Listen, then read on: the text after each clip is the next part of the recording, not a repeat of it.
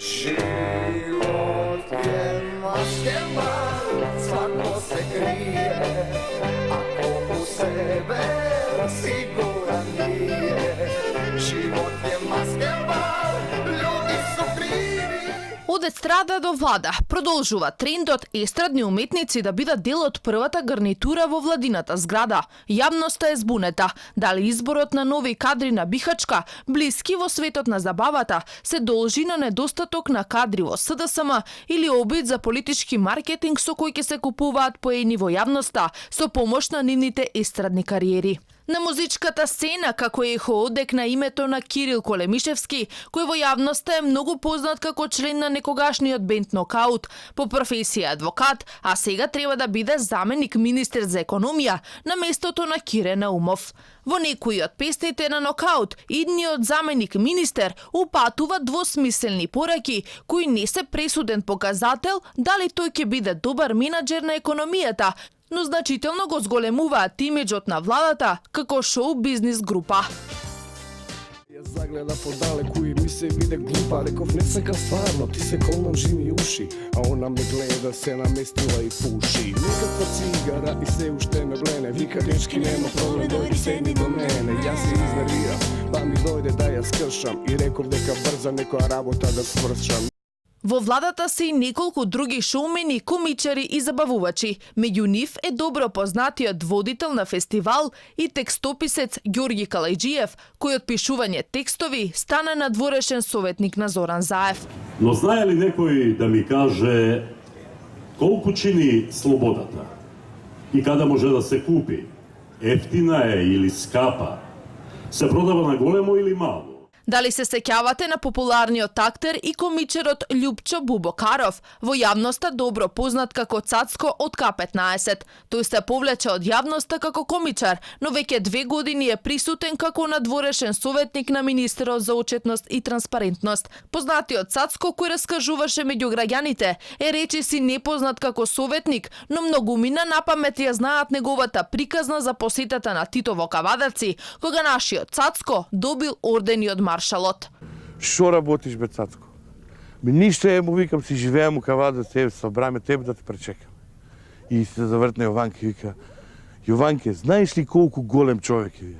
Меѓу забавувачите на широките народни маси во владата е и Цветанка Ласкова, која долги години се пробиваше во македонската и српската естрада како соло изведувач, но славата ја доживеа со увозот на латиноамериканската серија Касандра.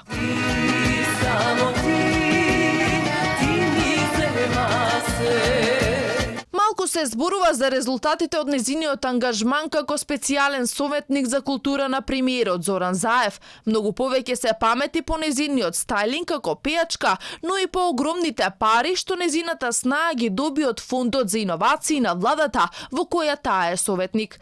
Покрај домашните од владините пари живее уште еден странски функционер со искуство од естрадата. Зоран Башановиќ е познат во соседната Србија, каде менаџираше пејачки кариери, а српскиот претседател Вучик го обвини дека крадел долна облека во Америка. Ja mislim da Zoran Zaev danas razume koliko sam bio u pravu kada sam mu govorio za određena lica. I zašto sam mu to govorio? I zašto sam ja srećan što su ta lica daleko od Srbije i daleko od mene?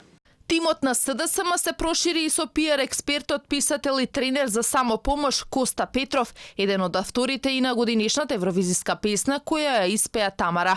Тој стана еден од новите подпредседатели на СДСМ, но нема функција во владата. На времето се проба и како соло изведувач со песната Град на порази.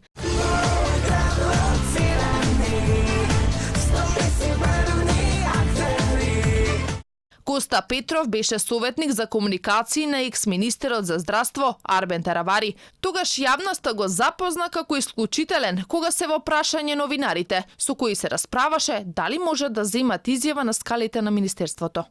Не разбирам што да правиш. Не беше ни најавено дека ќе имате изјава. Ама зошто да? Ова е правда слободна држава, како да Слободен ви начин на кажам. самиот паркинг треба да го направи. Не може да. Коста Петров се огласи по повод новата функција во СДСМ подпредседател на партијата. Некои одлуки во животот се носат брзо, за некој пак ни треба долго време да донесеме некаков став. Одлуката да прифатам да бидам дел од СДСМ како нејзин подпредседател ја донесов со намера да помогнам онаму каде мислам дека можам да придонесам со моето знаење врање и капацитет. И на крај човекот кој има стотици селфи фотографии со сите највисоки членови на владата и Социјалдемократскиот сојуз. Премиерот Заев призна дека со Бојан Јовановски алијас Боки 13 разговарал за хуманитарни прашања.